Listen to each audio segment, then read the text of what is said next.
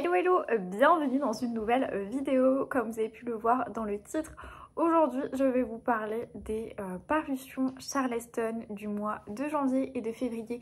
J'ai décidé de faire une nouvelle catégorie entre guillemets de vidéos parce que comme vous le savez peut-être ou peut-être pas, mais je suis lectrice Charleston pour l'année 2025 et donc du coup on lit en avant-première les futures parutions du coup de la maison d'édition. Et je me suis dit que ça allait être plus simple en termes d'organisation tout simplement de vous faire des vidéos par planning de parution, donc par catalogue en fait, catalogue qui tombe à peu près tous les 2 mois. Donc le premier catalogue c'est les parutions donc de janvier et de février. Et je vais vous en parler tout de suite, vous donner un petit peu mes avis de ma façon, j'espère, détaillée pour tout simplement vous donner peut-être envie de vous procurer les livres Charleston de ce mois de janvier et de février. Le premier livre que j'ai lu a une saveur toute particulière, bien sûr, vu que c'est la première UNC que j'ai lue. Il s'agit des Lotus d'or de Jane Young. On suit en fait 2 jeunes filles, c'est un roman choral. On est en Chine, précisément au 19e siècle. On est vers la fin de la Chine impériale et ça se ressent évidemment tout au long du récit. On suit à la fois Petite Fleur qui prend soin de ces lotus d'or. Donc les lotus d'or, ce sont donc des pieds bandés des chinoises qui à l'époque étaient considérés du coup comme un bien extrêmement précieux. Grâce à ces lotus d'or, elles pouvaient notamment s'élever dans la société, voilà, faire un riche mariage par exemple, un mariage un peu plus au-dessus de leurs conditions. Enfin voilà, ils avaient plein d'avantages à avoir les pieds bandés, donc ces fameux lotus d'or. Sauf que tout ne va pas se passer comme prévu, entre guillemets, parce que Petite Fleur est vendue en fait à une famille un peu plus noble, un peu plus riche d'ailleurs, où il y a cette deuxième jeune fille qui s'appelle Lin Jing, alors je sais pas comment ça se prononce, et elle devient la Muzai, donc la servante, l'esclave si vous voulez, de cette jeune fille qui finalement elles sont pas très éloignées en âge hein, l'une et l'autre. Il se passe énormément de choses, donc on va suivre vraiment son quotidien au sein de cette famille et aussi la difficulté de la condition d'être une Muzai, ainsi que plus généralement la condition bien sûr de la femme en Chine à cette période. À un moment donné il y a un élément qui va faire complètement rebasculer, j'ai envie de dire, le destin de l'une et de l'autre. Et c'est un roman qui est extrêmement difficile, que j'ai quand même beaucoup aimé. J'avais très peur parce que moi la littérature asiatique c'est quelque chose qui de base ne m'attire pas du tout. Et surtout je sais pas, j'avais comme idée en tête Pachinko où vraiment j'ai un avis extrêmement mitigé sur cette lecture. Et donc je me suis dit mince, enfin j'avais un peu d'a priori en fait en commençant ce livre. Et finalement non, c'est un magnifique livre, très difficile, très bouleversant, extrêmement émouvant, où on suit du coup ces 2 jeunes filles, chacune dans leur propre émancipation, j'ai envie de dire, dans leur propre destin. Et vous allez un petit peu découvrir la relation notamment qu'elles ont toutes les deux, mais aussi tout l'arrière-plan en fait, avec cette Chine qui s'ouvre au monde, qui s'ouvre à la, je dirais pas à la modernisation, mais à la mondialisation. Et vous allez voir un peu le contexte politique qui va se mêler au destin de ces 2 jeunes filles. Je vous le conseille à fond, il est paru du coup le 13 janvier dernier. Ensuite, autre parution de la rentrée littéraire d'hiver du 13 janvier, Quand viendront chanter les loups de Florence Herlemann. C'est un roman où je suis passée complètement à côté de ma lecture, donc 2e livre. Hein. Je les ai lus à chaque fois dans l'ordre parce que on avait des deadlines en fait pour rendre nos avis, donc à chaque fois je les ai lus dans l'ordre.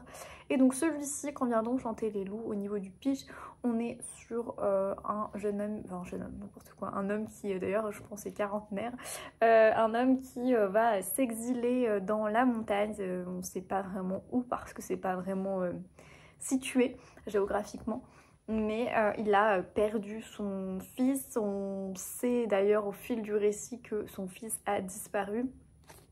Je me demande si c'est pas noté, voilà, la disparition de son fils, et donc du coup il va s'exiler, vivre pour tout simplement échapper, je pense, à la douleur de cette perte, de cette disparition. C'est plutôt une disparition, hein. On ne sait pas ce qu'il est advenu de son fils et on découvre d'ailleurs un petit peu son histoire tout au long du récit. Abel donc a décidé de partir, il est bûcheron, il y a tout le champ lexical d'ailleurs de la montagne, la forêt. On suit un peu son quotidien de vie en fait, où il est reclus, un peu en homme très solitaire, très taciturne, très taiseux, hein, on le sent dès le début. Et puis très très rapidement, il fait la rencontre d'un jeune homme qui a à peu près environ l'âge de son fils, ou du moins qui lui fait penser énormément à son fils. Il s'attache beaucoup à lui et donc tout l'objet du livre va être dans cette relation qui va provoquer en fait, je sais pas si c'est français ce que je dis, mais va provoquer une sorte de résilience, ou du moins va entamer le vrai processus de deuil d'Abel. Vous allez aussi du coup découvrir l'histoire de ce jeune homme et on va suivre voilà comme ça toute une partie de sa vie, une partie de son parcours en fait et de sa lente reconstruction et résilience et deuil, etc. C'est un livre où voilà, j'ai pas spécialement accroché en fait avec la plume ni avec l'ambiance. J'ai saisi ce que voulait nous transmettre l'autrice, à savoir vraiment cette ambiance de songe. On est le personnage principal est dans un état psychologique quand même assez difficile, hein, où il doit faire face quand même à des traumatismes. Donc j'ai compris ce que l'autrice voulait nous transmettre comme message, mais j'avoue que pour moi il y avait certains éléments qui n'apportaient pas grand chose à l'histoire. J'ai pas spécialement accroché avec la plume et c'est fortement dommage. Alors est-ce que je l'ai lu au mauvais moment? Peut-être, je sais pas, mais en tout cas moi je suis vraiment passée à côté de ce récit. Il y en a beaucoup de lectrices ont quand même aimé, donc je pense que voilà, si le pitch vous tente, allez-y. Il est en plus très court, hein, il se lit relativement vite. On est au cœur d'une nature aussi belle que sauvage, à la fois protectrice et hostile. C'est un peu ça, mais moi j'ai pas réussi voilà, à adhérer à l'ambiance. En tout cas, ça reste un livre qui, s'il vous tente, vous pouvez y aller. Ensuite, pépite évidemment, hein, j'en ai suffisamment parlé je pense sur Instagram notamment. Le Chant des oubliés de Christine Hanna est paru le 13 janvier dernier et c'est un véritable coup de cœur pour moi. J'ai adoré cette histoire. On est sur le destin de Frankie qui va s'engager pour la guerre du Vietnam en tant donc qu'infirmière. Et parce que son frère est parti et elle a aussi ce désir en fait de devenir également un héros pour rendre fier notamment sa famille et son père, sauf qu'elle n'est pas du tout préparée, vous en doutez, à ce qu'elle va voir, alors pas au niveau des combats mais en arrière-plan au niveau de son métier d'infirmière notamment. Et c'est un roman qui est poignant, qui est difficile parce qu'on est dans le quotidien de cette guerre du Vietnam avec notamment les moments de rush où c'est extrêmement dur. Et on est aussi sur des moments un peu plus joyeux parce que il faut forcément vivre. Elle me fait des bêtises. On est également donc à certains moments dans les moments où on les suit dans les moments de vie en fait, tout simplement pour échapper au quotidien, des instants voilà fugaces un peu de bonheur et de vie avec un grand V tout simplement.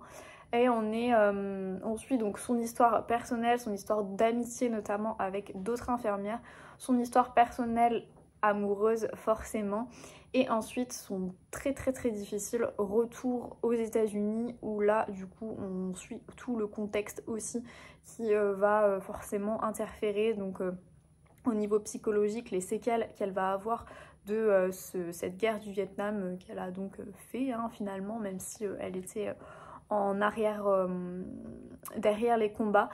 On suit donc tout ce contexte avec notamment aux États-Unis. Hein. Les États-Unis n'ont absolument pas envie d'entendre parler de ces vétérans de guerre. Et surtout, pour eux, il n'y a pas eu de femmes qui ont fait la guerre du Vietnam alors que si hein, clairement, toutes ces oubliées en fait de la guerre du Vietnam. C'est un véritable hommage à ces femmes et j'ai trouvé que c'était un roman qui, voilà, c'est un roman qui m'a beaucoup touchée, où j'ai été embarquée, j'ai envie de dire, du début à la fin. Il y a un côté très romanesque hein, dans l'histoire, mais qui finalement n'est pas tant éloigné que ça, j'ai envie de dire, de la réalité des infirmières pendant cette guerre. Donc il y a le côté romanesque, il est surtout sur la partie, j'ai envie de dire, amoureuse de Frankie. Voilà, où là vraiment on sent qu'on est quand même dans un pur roman, mais sinon tout le reste en fait est criant de réalisme et de vérité hein, finalement, et il ne peut que vous toucher. Donc moi je vous le conseille à fond, si vous aimez les romans historiques, franchement vous allez adorer. Parce que bah, quand même, hein, on est dans les années 60, c'était il n'y a pas si longtemps, mais un petit peu tout de même. Et on suit voilà, énormément sa vie à elle et tous les drames qui vont s'enchaîner dans sa vie. Son destin en fait est clairement narré dans ce livre. Alors il est un peu épais, mais franchement j'ai pas vu les pages passer. J'ai trouvé absolument incroyable ce bouquin, donc je vous le conseille à fond. C'est mon premier coup de cœur de l'aventure Charleston et pour l'instant franchement ma meilleure lecture. Ensuite le 6 février va sortir un 3e tome de saga, donc Partners in Crime de Elle Cosimano, qui est une saga en fait, alors je sais pas trop comment sous quel genre le classer, je dirais cozy mystery, mais en même temps je sais pas, c'est pas vraiment un cozy mystery, je dirais plus un polar un petit peu. On est sur donc un 3e tome de saga et mon préféré franchement de toute la saga. C'est le premier tome, c'est donc Comment j'ai tué ton mari, et on suit en fait une mère de famille fraîchement divorcée qui va devoir un petit peu faire face à énormément de quiproquos et d'emmerde en fait, tout simplement. Dans sa vie, elle se fait passer en fait pour une tueuse à gages dès le premier tome, et donc en fait là dans ce 3e on est un peu sur la conséquence quand même de tout ce qui s'est passé dans le tome 1 et dans le tome 2, donc faut quand même les lire dans l'ordre. Et dans ce 3e tome, bah, il se passe encore énormément de choses. Voilà, retrouver les nouvelles mésaventures de Finlay Donovan. C'est franchement une héroïne qui est très attachante, qui est enfin, l'ambiance générale du livre, c'est à mourir de rire, il y a beaucoup d'humour, mais parce que bah, forcément à un moment donné elles doivent cacher des cadavres, tout ça, et donc c'est quand même très second degré, hein, n'est-ce pas? Donc c'est pas vraiment un polar sombre. En même temps elle est autrice à succès et donc elle va écrire un petit peu sur tout ce qui lui arrive, mais vous voyez, de façon parodique et surtout avec une grande ironie. En même temps on suit donc son quotidien de femme fraîchement divorcée et pareil, il lui arrive plus tout un tas de trucs, notamment dans le 2e tome avec donc son ex Steven. Donc je vous le conseille vraiment à fond parce que c'est une saga que j'ai découverte en 2024 et j'ai vraiment hâte de la continuer. Je sais qu'il y a notamment, je me fais attaquer, qu'il y a un 4e, il me semble un 5e tome qui sont parus aux États-Unis, donc en VO.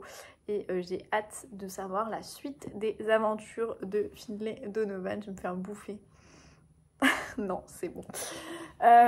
Donc voilà, franchement, je vous le conseille à fond parce que pour le coup, c'est une excellente lecture, l'une des meilleures aussi de mon aventure Charleston jusqu'à présent. Le 6 février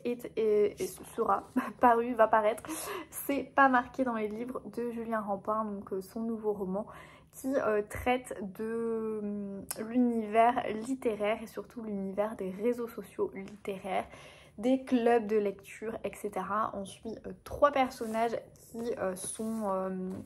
qui ont chacun en fait des problèmes dans leur vie, qui sont de générations globalement différentes, qui vont se lier d'amitié lors d'un club de lecture organisé par une médiathèque à Toulouse. On est dans donc les ruelles de la Ville Rose et on suit ces 3 personnages qui vont finalement entrer dans la vie des uns et des autres et on va découvrir en fait à la fin un petit peu leurs désirs, leurs secrets, leurs peurs, etc. Et on est comme ça sur un peu une ode à l'amitié autour des livres, une ode à ces rencontres qu'on fait grâce aux livres finalement. Et c'est un roman qui va forcément parler donc à tous les amoureux des livres. Il y a une dimension aussi réseaux sociaux littéraires qui, je trouve, est hyper intéressante. Il distille plein de choses. Franchement, voilà, il y a plein de réflexions sur les réseaux sociaux littéraires qui sont un peu distillées tout au long du roman. Donc c'est très intéressant. Je trouve que j'ai bien aimé dans l'ensemble, même si pour moi c'est pas une lecture waouh. Je peux pas... Sur le coup, en fait, quand je l'ai refermé, j'ai beaucoup aimé. Je me suis dit waouh, c'est chouette, etc. Il a réussi à faire quelque chose qui nous embarque en fait, parce que il parle de sujets, donc notamment les amoureux des livres que nous sommes, forcément ça va nous plaire. Mais en fait, avec le recul, j'avoue que j'aimais quelques réserves sur la légèreté du récit. J'aurais aimé que certains sujets soient davantage creusés, qu'on aille un peu plus loin en fait dans la profondeur des personnages notamment. Qui sont des personnages en fait plutôt attachants, hein. On suit Lucie, Sacha et la Colette, voilà. Colette, mais ces trois personnages finalement j'aurais aimé qu'ils soient un peu plus développés, qu'on aille un peu plus loin en fait, et donc j'ai trouvé que ça restait en surface, et voilà, c'est le seul bémol qui, avec le recul, que j'ai en fait à faire comme reproche à ce livre avec le recul, parce que c'est un... En fait, il aurait mérité d'être un peu plus long à mon sens. Après, c'est très personnel. Donc j'ai découvert La Plume de Julien Rampin, que j'aime bien, même si, pareil, je trouve qu'on est un peu trop en légèreté. Je pense que... voilà, après c'est extrêmement personnel, hein, mais pareil, j'aurais aimé qu'elle soit un petit peu plus difficile, entre guillemets. Mais je pense que ce n'est qu'un goût très très personnel. Ça reste tout de même un roman qui est globalement très très intéressant, que je suis très contente d'avoir lu. Donc voilà, si vous aimez Julien Rampin, je pense que vous allez adorer du coup son dernier roman, parce que il est très, dans l'ensemble, assez bien construit et plutôt chouette. Ensuite va paraître le 13 février prochain un livre donc, que je n'ai pas encore en ma possession. C'est Les cerisiers fleurissent aussi la nuit, si je ne me trompe pas, de Garance Solveig, qui est un roman historique qui se passe en Chine et au Japon. Il y a plein d'histoires dans l'histoire. J'ai eu un gros coup de cœur pour La Plume. J'ai trouvé que La Plume était incroyable de fluidité, c'était bien écrit, c'était addictif. Enfin, voilà, La Plume, franchement pépite pour moi. J'espère qu'elle va continuer à écrire des livres. Je serais vraiment ravie de continuer à la lire, parce que La Plume était vraiment folle. Au niveau de l'histoire, j'ai bien aimé, j'ai beaucoup aimé, même si j'ai pas trouvé qu'il y avait, voilà, j'ai pas eu un coup de cœur incroyable pour l'histoire. Je pense qu'il m'a manqué un peu d'attachement au personnage. On est sur un roman choral où on est à la fois en 1993 et on suit une médecin en fait qui est spécialiste du sang, je crois, et qui va faire face un jour à une patiente qui n'est autre que sa sœur avec qui elle n'a plus de contact depuis un petit moment. Sa sœur a besoin d'une greffe, et donc il y a une sorte de course contre la montre pour essayer de tout simplement trouver un donneur à sa sœur, et en fait elle va devoir un peu...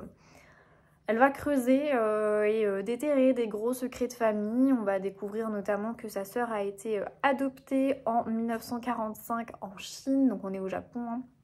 Elle a été adoptée en Chine, et donc là en fait Yuna va retracer un petit peu, faire surgir beaucoup de secrets, et essayer de retracer un petit peu finalement son enfance, la vie de son père notamment, etc. etc. C'est cette partie présente, j'ai beaucoup aimé, j'ai trouvé qu'elle était très intéressante. Et en même temps, dans le passé, on est en 1944 et on suit une jeune femme qui est mariée. Alors on se rend compte très très rapidement d'ailleurs qu'elle est mariée avec le père de cette fameuse Yuna, et on se doute que ce n'est pas la mère d'ailleurs de Yuna. Tout au long du récit, voilà, on va un petit peu démêler les fils et essayer et découvrir la vérité à la fin. Mais je trouvais que c'était un peu dommage, parce qu'on connaît la vérité quand même relativement rapidement. ouais, c'est le seul bémol aussi que j'ai à faire à ce livre, c'est qu'au niveau de l'histoire, la construction est intéressante, mais on est très vite spoilé en fait, et finalement ça nous donne pas trop envie de finir le livre, alors que pourtant à la fin il y a des grosses révélations, notamment sur un secret, une part en fait oubliée de la Seconde Guerre mondiale, avec notamment qui est en rapport avec l'invasion, enfin l'occupation plutôt des Japonais en Chine. Donc voilà, franchement il y a plein de sujets en fait, il y a plein d'histoires, il y a plein de sujets qui sont abordés dans ce livre, donc historiquement il est très riche et très intéressant. C'est une partie une partie de l'histoire de la Seconde Guerre mondiale que je ne connaissais absolument pas, et donc j'ai beaucoup appris. Il est très instructif. On est notamment sur une partie japonaise de la Chine qui s'appelle la région de Manchukuo, que je ne connaissais pas non plus. Enfin voilà, il y a plein de choses, et la partie présent et la partie passée, à un moment donné, vous vous en doutez, il va y avoir un gros lien, mais je trouve qu'on le sait quand même beaucoup très rapidement. C'est pour ça que je me permets d'être un peu vague sans être trop vague, mais voilà, historiquement il est hyper intéressant, hyper riche, et dans l'ensemble pour moi c'est quand même une très bonne lecture, parce que j'ai beaucoup aimé. Et enfin, dernière parution de février, ça va paraître le 20 février prochain, c'est le nouveau Céline Oliński, qui s'intitule donc La fabuleuse telenovela de la vie ratée de Sophie. Alors je sais plus si Sophie D ou pas, mais je crois que c'est juste Sophie sur la couverture. Et j'ai beaucoup aimé aussi ce livre. Il est relativement court, hein, je l'ai lu très rapidement. On suit Sophie qui va s'embarquer pour le Mexique, et en fait elle est par un hasard, elle est sélectionnée par un grand acteur de telenovela qui est un peu sur le déclin en termes de popularité au Mexique, et il va voilà, vouloir un peu renouveler le scénario de la telenovela dans laquelle il joue, et il va l'engager en tant qu'actrice, donc co-actrice, pour la dernière saison, ou du moins une des dernières saisons. Et donc on suit la vie de Sophie, qui d'ailleurs voilà, quitte un job, enfin quitte, je crois qu'elle se fait virer, je me souviens plus, mais pareil, au début il y a des situations assez cocasses, il y a beaucoup d'humour dans ce livre, j'ai adoré. Et finalement on se rend compte évidemment qu'à la fin, la morale entre guillemets, même s'il n'y a pas de morale, mais le livre est bien plus profond que les sujets assez légers en apparence, et c'était très bien construit, très bien fait. C'est un livre qui est léger, en effet, mais j'ai pas du tout ressenti, enfin si à certains moments j'ai ressenti la légèreté forcément parce que j'ai rigolé, il y avait beaucoup d'humour, mais finalement je trouvais que c'était très bien dosé entre légèreté, humour et sujet bien plus profond et plus universel, j'ai envie de dire. Donc franchement très belle lecture pour moi, une découverte de la plume notamment de Céline Oliński, que je ne connaissais pas du tout. J'avoue quelques a priori parce qu'au niveau des couvertures c'est quand même très léger. Je me suis dit encore un feel good. C'est pas forcément ma cam les feel good, mais là j'ai très agréable surprise pour le coup. J'ai vraiment adoré. J'ai trouvé que c'était un parfait livre pour juste poser le cerveau et passer un très bon moment en compagnie des personnages. Luis, donc, qui est l'acteur de cette fameuse telenovela, est un peu fantasque, il est un petit peu déjanté et un peu barré, mais finalement voilà, il cache quand même de lourdes peurs, des choses voilà, bien plus difficiles qu'il évoque bien sûr à la fin du livre, et c'était très touchant. Au final, j'ai trouvé très touchant. Donc franchement je vous le conseille aussi à fond, notamment si vous êtes adepte de feel good, je pense que vous allez adorer parce que pour le coup il remplit, il coche beaucoup de cases. Voilà, cette vidéo est terminée pour donc les parutions de janvier et de février des éditions Charleston. J'espère que voilà, dans l'ensemble je vous ai donné envie d'en lire quelques-uns. C'est vrai que ce premier catalogue de parution là, j'ai eu beaucoup de belles lectures, j'ai été très contente. On verra, vous verrez si les parutions de mars-avril c'est pareil ou non. Et en tout cas j'espère que cette nouvelle catégorie entre guillemets de vidéos vous plaira et moi je vous retrouve j'espère très bientôt dans une prochaine vidéo. Bye bye.